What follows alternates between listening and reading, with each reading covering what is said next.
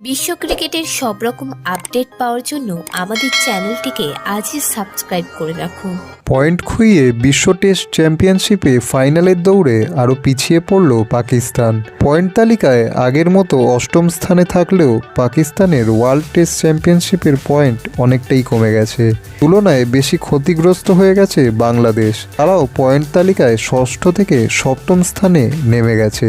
রাওয়ালপিন্ডি টেস্টে পাকিস্তান ও বাংলাদেশ দুদলই স্লো বোলিংয়ে অভিযুক্ত, অর্থাৎ প্রতি ঘন্টায় গড়ে যত ওভার বল করার কথা তার থেকে কম ওভার বল করেছে দুদলই। এদিন আইসিসির ম্যাচ রেফারি জানালেন পাকিস্তান 6 ওভার কম বল করেছে ও বাংলাদেশ 3 ওভার কম বল করেছে। এজন্য পাকিস্তানের ক্রিকেটারদের ম্যাচ ফিসে 30% জরিমানা করা হয়েছে। রেহাই পাননি বাংলাদেশ ক্রিকেটাররাও, তাদেরও ম্যাচ ফির 15% জরিমানা করা হয়েছে। একই সঙ্গে কেটে নেওয়া হয়েছে ওয়ার্ল্ড টেস্ট চ্যাম্পিয়নশিপে প্রাপ্ত 2 পয়েন্ট।